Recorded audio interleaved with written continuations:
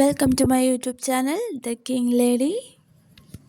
Hello guys, welcome to my YouTube channel. ഇന്നൊരു special വ്ളോഗാണ്.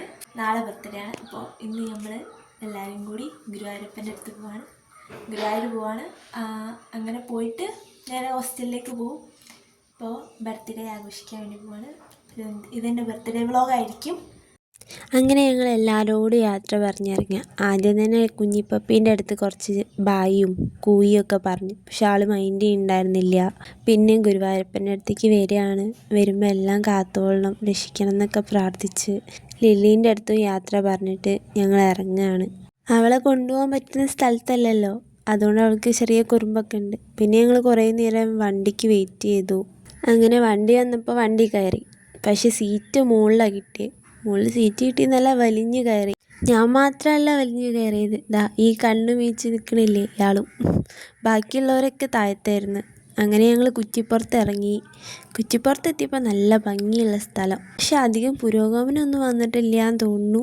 ചെറിയൊരു റെയിൽവേ സ്റ്റേഷനായിരുന്നു. അധികം പുരോഗമനമൊന്നും വന്നിട്ടില്ല എന്നാണ് തോന്നുന്നത്. പിന്നെ നല്ല സ്ഥലം, നല്ല ഭംഗിയുള്ള സ്ഥലമായിരുന്നു കാണാൻ. റെയിൽവേ സ്റ്റേഷൻ മാത്രമേ ഞാൻ കണ്ടുള്ളൂ കേട്ടോ. ബാക്കിയുള്ളതൊക്കെ പുരോഗമനം ഉണ്ടായിട്ടുണ്ടാവാം, അറിയില്ല. അവിടുന്ന് ഞങ്ങൾ നേരെ ഗുരുവായൂരേക്കുള്ള വണ്ടിയിൽ കയറി. അവിടുന്ന് ഒരു 1.5 മണിക്കൂർ ഉണ്ടാവും ഗുരുവായൂരേക്ക്. എൻ്റെ ജീവിതത്തിലെ ഒരുപാട് ഓർമ്മകൾ ഉറങ്ങുന്ന ഒരു സ്ഥലമാണ് ഗുരുവായൂർ. ഞാൻ ആഗ്രഹിച്ച് പോയിട്ടൊന്നും ഗുരുവായൂരപ്പൻ എനിക്ക് കാണാൻ പറ്റിയിട്ടില്ല. ഇത് പണ്ടുള്ളവർ പറയുന്ന പോലെ അവിടെ ഉള്ളിലിരിക്കുന്ന ആൾക്കും കൂടി നമ്മളെ കാണണമെന്ന് ആഗ്രഹം വേണ്ടേ, എന്നാലേ നമുക്ക് കാണാൻ പറ്റൂ. അങ്ങനെ ഞങ്ങൾ ഗുരുവായൂരിലെത്തി. ഒരു റൂമൊക്കെ തപ്പി ഞാൻ നടക്കുകയായിരുന്നു. അപ്പോഴാണ് ഈ ഒരു ആളെ കണ്ടത്. പക്ഷെ ആളത്ര ഹാപ്പി ഒന്നുമല്ല, കരഞ്ഞുകൊണ്ടിരിക്കുക. വിശപ്പിൻ്റെ ഉൾവിളി വന്നപ്പോൾ ഞങ്ങൾ അതിൻ്റെ അടുത്ത് തന്നെയുള്ളൊരു ഹോട്ടലിൽ കയറി ചോറ് കഴിച്ച്. നല്ല ഫുഡായിരുന്നു, ഒരു രക്ഷയില്ല. ഞങ്ങൾ അമ്പലത്തിലേക്ക് പോകാൻ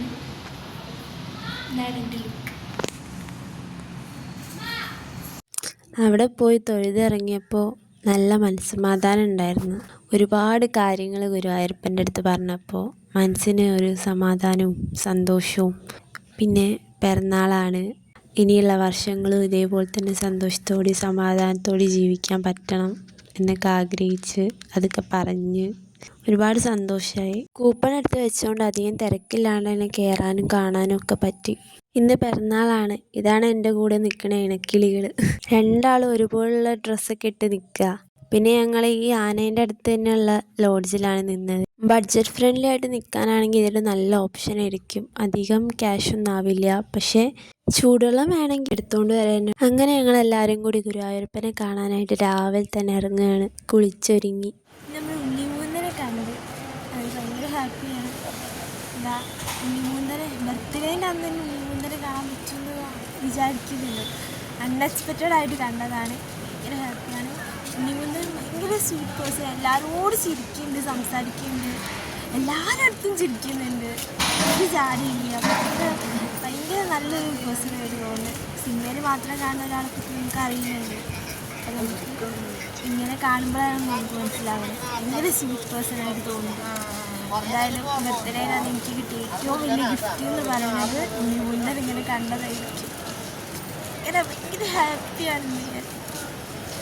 അപ്പോൾ ഇനി വീഡിയോയിലൊന്നും കാണിച്ചു തരാൻ പറ്റിയില്ല, കാരണം ഗുരുവായൂർ ഫോട്ടോ എടുക്കാൻ പറ്റില്ല. പിന്നെ ക്യാമറയൊന്നും അലോഡല്ല, അതുകൊണ്ട് വീഡിയോയിലൊന്നും കാണിക്കാൻ പറ്റിയിട്ടില്ല. പക്ഷെ ഇത് നല്ലൊരു എക്സ്പീരിയൻസ് ആയിരുന്നു. കണ്ടു, സംസാരിച്ച്, ഷൈക്കേണ്ടൊക്കെ കൊടുത്ത് ഭയങ്കര ഹാപ്പിയായി. ഭയങ്കര ഹാപ്പി എന്ന് വെച്ചാൽ ഭയങ്കര ഹാപ്പിയായി. ബർത്ത്ഡേ ആണ്, അതിൻ്റെ കൂടെ ഇഷ്ടപ്പെട്ട നടനെ കാണാൻ പറ്റി. ഭയങ്കര ഹാപ്പി. പിന്നെ ഞാൻ ഈ കുളത്തിലേക്ക് നോക്കി കുറേ നേരം ഇങ്ങനെ ചിന്തിച്ച് നിന്ന്, എനിക്ക് മാത്രമുള്ള ഒരു അസുഖമാണോ ഇതെന്ന് എനിക്കറിയില്ല. കാരണം നമ്മൾ ഹാപ്പി ആയിട്ടുള്ള എന്തെങ്കിലും മൊമെൻറ്റ്സ് ഉണ്ടെങ്കിൽ അത് റിവൈൻഡ് ചെയ്ത് അതിൽ സന്തോഷിക്കുന്ന ഒരു സ്വഭാവം അത് വേറെ ആർക്കെങ്കിലും ഉണ്ടോ? എൻ്റെ കൂടെയുള്ള എല്ലാവരും ഇങ്ങനെയാണ്. ഫോട്ടോ എടുക്കാനേ അവർക്കറിയും, വീഡിയോ എടുക്കുമ്പോൾ ഒന്ന് അനങ്ങാനോ എന്തെങ്കിലും പറയാനോ ഒന്നും ആർക്കും അറിയില്ല. പിന്നെ ഞങ്ങൾ അടുത്ത അമ്പലത്തിലേക്ക് പോയി. അവിടെ അടുത്ത് തന്നെയുള്ള ഞങ്ങൾ സബ്സ്ക്രൈബേഴ്സിനെയൊക്കെ കണ്ടു. അവർക്കും ചെറിയൊരു ചാനലൊക്കെ ഉണ്ട്, അത് സപ്പോർട്ട് ചെയ്യണമെന്നൊക്കെ പറഞ്ഞ്. എനിക്കേ ചെറിയൊരു ചാനൽ, എനിക്കേ വ്യൂസ് കുറവ്, എനിക്കേ സബ്സ്ക്രൈബ്സ് കുറവ്.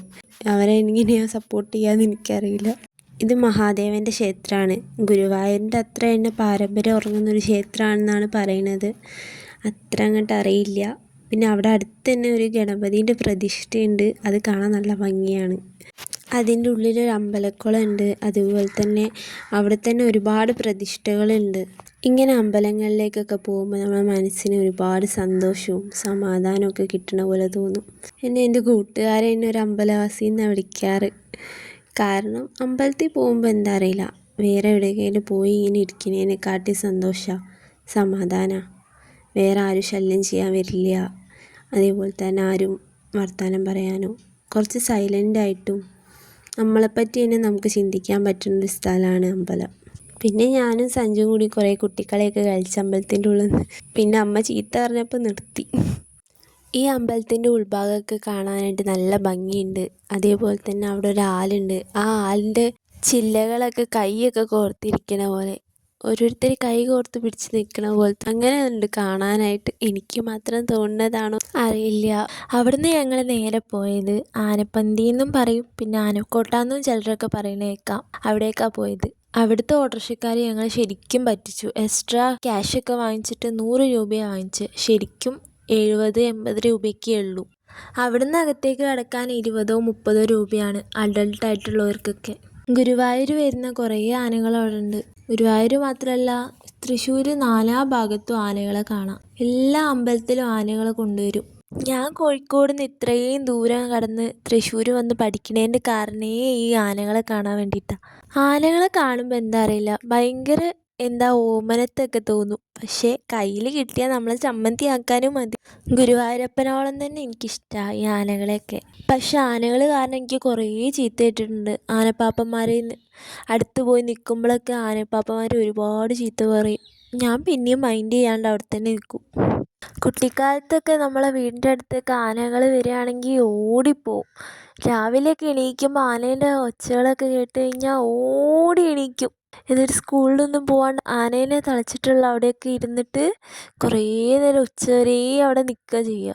തൃശ്ശൂർ വന്നപ്പോൾ ഉത്സവത്തിൻ്റെ സീസണൊക്കെ ആകുമ്പോൾ അങ്ങോട്ടും ഇങ്ങോട്ടും ആനേനെ കൊണ്ടുപോകുന്ന കാണാം. എപ്പോഴും കാണാം. റോട്ടിലേക്ക് ഇറങ്ങി നിന്ന ആനേനെ കാണാം.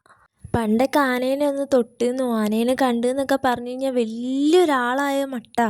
പിന്നെ ക്ലാസ്സിൽ ഒരാഴ്ചത്തേക്ക് നമ്മളാ സ്റ്റാർ. കോഴിക്കോട് പക്ഷേ ചില അമ്പലങ്ങളിൽ മാത്രമേ ആനേനെ കാണാറുള്ളൂ. തളി ശിവക്ഷേത്രത്തിലും പിന്നെ വലിയ വലിയ അമ്പലങ്ങളിൽ മാത്രമേ കാണാറുള്ളൂ. അല്ലാതെ ചെറിയ അമ്പലങ്ങളിലൊന്നും ആനേനെ കൊണ്ടുവരാറില്ല. ആനകളുടെ ആ കൊമ്പൊക്കെ ഉയർത്തിയുള്ള നിൽപ്പും ആ ഒരു തലയെടുപ്പൊക്കെ കാണാൻ തന്നെ എന്ത് ഭംഗിയല്ലേ. വെറുതെ അല്ല തൃശ്ശൂർ പൂരത്തിനൊന്നും ആനകളെ ഇങ്ങനെ നിരത്തി നിർത്തണത്. പക്ഷെ ആനകൾക്ക് അതത്ര സുഖമുള്ള പരിപാടിയാണെന്ന് എനിക്ക് തോന്നുന്നില്ല. നമ്മളത് ആസ്വദിക്കുന്നുണ്ടെങ്കിലും ആനകൾ ശരിക്കും കാട്ടിൽ ജീവിക്കേണ്ടവരല്ലേ. എന്തൊക്കെ പറഞ്ഞാലും ആനകളില്ലാത്തൊരു തൃശ്ശൂർ പൂരം എന്ന് പറഞ്ഞാൽ മധുരമില്ലാത്ത പായസത്തിൻ്റെ കൂട്ടാവും. ആനകളെ കളി കണ്ടിരിക്കാൻ തന്നെ എന്ത് ഭംഗിയല്ലേ. അവരോരോ നോട്ടവും കളിയും ഒക്കെ കണ്ടിരിക്കാൻ നല്ല ഭംഗിയാണ്. ഞങ്ങളങ്ങനെ കുറേ നേരം അതൊക്കെ നോക്കി നിന്ന് ആസ്വദിച്ച് ഓരോരുത്തരൊക്കെ കുറേ ഫോട്ടോ എടുക്കണം വീഡിയോ എടുക്കണമൊക്കെ ഉണ്ടായിരുന്നു. അത് കണ്ടപ്പോൾ ഞങ്ങളും വിട്ടില്ല. ഞങ്ങളും കുറേ വീഡിയോ എടുത്തു. കുറേ നേരം ഉച്ചയായി അവിടെ നിന്ന് ഇറങ്ങുമ്പോൾ തന്നെ കുറേ വീഡിയോ എടുത്തു കൂട്ടി. എന്തൊക്കെ പറഞ്ഞാലും ഇത്രയും ഹാപ്പി ആയ എൻ്റെ ഒരു ബർത്ത്ഡേ വേറെ ഉണ്ടാവില്ല. ഞാൻ ജനിച്ചിട്ട് ഞാൻ ഇത്രയും ഹാപ്പി ആയിട്ട് ബർത്ത്ഡേ ആഘോഷിക്കുന്നത് ഇന്നാവും. എല്ലാവർക്കും ഉള്ളതാണോയെന്നറിയില്ല. എനിക്ക് ഒരുപാട് സന്തോഷം കിട്ടുമ്പോൾ എനിക്ക് ഭയങ്കര പേടിയാണ് അടുത്തത് ഇനി വലിയ എന്തെങ്കിലും സങ്കടം വരുമോയെന്ന്. ആനപ്പന്തിയിൽ ഇവിടെ നല്ലൊരു കുളമുണ്ട്. അപ്പോൾ അവിടെ പോയിട്ട് കുറച്ച് ഫോട്ടോസൊക്കെ എടുത്ത് ഇവിടുന്ന് കുറച്ച് ഫോട്ടോസൊക്കെ എടുത്തിട്ടുണ്ട്. അങ്ങനെ കുറച്ച് നല്ല ഫോട്ടോസൊക്കെ കിട്ടിയെന്ന് വിചാരിക്കുന്നു. അവിടെയുള്ള കുളം കാണിച്ചു തരാം. നല്ല രസമുണ്ട് കാണാൻ. ഇതാണ് ആ കുളം. നല്ല വലിപ്പമുള്ള കുളമാണ്. നല്ല ആഴമുണ്ട് എന്നുള്ളത് കണ്ടാൽ തന്നെ മനസ്സിലാവും. നല്ല വലിപ്പമുണ്ട്. ആനകളൊക്കെ കുളിക്കുന്നതാണെന്നാണ് തോന്നുന്നത്. അവിടെ നിന്ന് ഇറങ്ങിയിട്ട് നേരെ ഒരു ഊണും കഴിച്ചു. നല്ല പായസം ഉണ്ടായിരുന്നു അവിടുന്ന്. ബർത്ത്ഡേ ആയിട്ട് എനിക്ക് കേക്ക് മുറിച്ചില്ല എന്നുള്ളൊരു പരാതി വേണ്ടാന്ന് വിചാരിച്ചിട്ട് കേക്ക് മുറിച്ചു. അങ്ങനെ ആ ആഘോഷം കൂടിയായി. കേക്ക് മുറിച്ചില്ല എന്ന് വേണ്ട, കേക്കും കൂടി മുറിച്ചു. പക്ഷെ എനിക്ക് കേക്ക് മുറിക്കുന്നത് വലിയ സന്തോഷമൊന്നുമല്ല. കാരണം എന്താ അറിയില്ല, എല്ലാ ബർത്ത്ഡേക്കും എൻ്റെ ഒട്ടുമിക്ക ബർത്ത്ഡേസിനും കേക്കൊക്കെ മുറിക്കാറുണ്ട്. പക്ഷെ കേക്ക് മുറിക്കണല്ല, എനിക്ക് ഒരുപാട് ദൂരം യാത്ര ചെയ്ത് ഇഷ്ടപ്പെട്ട സ്ഥലങ്ങളിലൊക്കെ എത്തി അവിടുന്ന് ആഘോഷിക്കുമ്പോഴുള്ളൊരു സമാധാനം. പക്ഷേ ഇത്രയും ആളെ വെച്ചിട്ട് ഞാൻ കേക്ക് മുറിക്കുന്നത് ആദ്യമായിട്ടായിരിക്കും. അതുകൊണ്ട് ആദ്യം ആർക്ക് കൊടുക്കണം എന്നുള്ളതൊരു കൺഫ്യൂഷനായിപ്പോയി. സാധാരണ ഞാനും അമ്മയും മാത്രമേ ഉണ്ടാവാറുള്ളൂ. ഞങ്ങൾ കേക്ക് മുറിക്കും, ഞങ്ങൾ അങ്ങോട്ടും ഇങ്ങോട്ടും കൊടുക്കും, കഴിക്കും. ഇത്രയും പേരായിട്ട് കേക്ക് മുറിക്കുന്നത് ആദ്യമായിട്ടാണെന്ന് തോന്നുന്നു. പക്ഷെ ആ കേക്ക് വലിയ ടേസ്റ്റൊന്നും ഉണ്ടായിരുന്നില്ല. അതുകൊണ്ട് ഞാൻ വലുതായിട്ട് കഴിച്ചിട്ടൊന്നുമില്ല. അവർ തന്നത് കഴിച്ചു എന്നല്ലാതെ ഞാൻ പിന്നെ കഷ്ണം എടുത്ത് കഴിച്ചതേ ഇല്ല. സാധാരണ ഒരു കേക്ക് ഒറ്റയിരിപ്പിന് കഴിക്കുന്ന ആളാണ് ഞാൻ. മധുരം എന്ന് വെച്ചാൽ അത്രയും ജീവനാണ്. കേക്കൊക്കെ മുറിച്ച് കഴിഞ്ഞപ്പോൾ എനിക്കൊരാഗ്രഹം, വെറുതെ ഒന്നും ഗുരുവായൂരപ്പൻ്റെ അടുത്തേക്ക് പോവാം. ആ നടയിൽ വെറുതെ ഒന്നിങ്ങനെ രാത്രി ഇങ്ങനെ നടന്നു പോകുന്നൊക്കെ എപ്പോഴെങ്കിലൊക്കെ അല്ലേ ഉണ്ടാവുള്ളൂ. അപ്പം ഇങ്ങനെ നടന്നു പോവാം. നാളെ എന്തായാലും ഇവിടെ വിട്ട് പോവുമല്ലോ, പിന്നെ കുറേ കാലം കഴിയണ്ടേ തിരിച്ചു വരണമെങ്കിൽ. അപ്പോൾ ആ നടയിൽ ഇങ്ങനെ നടക്കാമെന്നൊക്കെ വിചാരിച്ചു. പക്ഷേ ഞാൻ ശരിക്കും പോണില്ല. ഞാൻ ഗുരുവായൂരപ്പൻ്റെ അടുത്ത് തന്നെയാണല്ലോ ഉള്ളത്. അതായത് ഞാനിപ്പോൾ കോഴിക്കോടല്ലല്ലോ, തൃശ്ശൂരാണല്ലോ ഞാൻ ഇപ്പോൾ സ്ഥിരമായിട്ട് നിൽക്കണേ. ഇനിയൊരു ദിവസം എനിക്ക് വൃന്ദാവൻ കൂടി കാണണം എന്നുള്ളത്, അതെൻ്റെ ഫേവറേറ്റ് ഒരു ഡെസ്റ്റിനിയാണ്. അവിടെ ഞാൻ എന്തായാലും ഒരു ദിവസം എത്തുമെന്ന് എനിക്ക് ഉറപ്പാണ്. തിരിച്ചു മടങ്ങുമ്പോൾ ഒരുപാട് സ്വപ്നങ്ങളും അതേപോലെ ആഗ്രഹങ്ങളൊക്കെ അവിടെ വെച്ചിട്ടാണ് വരുന്നത്. പക്ഷെ തിരിച്ചു പോകുമ്പോൾ അവർ മാത്രമേ കോഴിക്കോടേക്ക് പോകൂ, ഞാൻ ഹോസ്റ്റലിലേക്ക് പോവും. ഇപ്പോഴേ എനിക്ക് ആ സങ്കടമാണ്. എല്ലാവരും പെട്ടിയും പ്രമാണമൊക്കെ എടുത്ത് ഇറങ്ങി. അങ്ങനെ ഞങ്ങൾ നേരെ ബസ് സ്റ്റോപ്പിൽ പോയി തൃശ്ശൂരേക്ക് ബസ് കയറി ശത്തനിലെത്തി. അങ്ങനെ അവർ ബൈ ബൈ പറഞ്ഞു റെയിൽവേ സ്റ്റേഷനിലേക്ക് പോയി. ഞാൻ നേരെ ഹോസ്റ്റലിലേക്ക് വന്നു. അങ്ങനെ നമ്മൾ ഹോസ്റ്റലിലെത്തി. എല്ലാവരും പോയി, എന്നെ ഹോസ്റ്റലിലാക്കിയിട്ട് എല്ലാവരും പോയി. ഹോസ്റ്റലിലെത്തി നല്ല അപ്പോൾ ഗൈസ്, ഈ വീഡിയോ ഇഷ്ടപ്പെട്ടിട്ടുണ്ടെങ്കിൽ ലൈക്ക് ചെയ്യുക, സബ്സ്ക്രൈബ് ചെയ്യുക, പിന്നെ എന്തെങ്കിലും അഭിപ്രായം ഉണ്ടെങ്കിൽ കമൻറ്റ് ചെയ്യുക. അപ്പോൾ ബൈ ബൈ.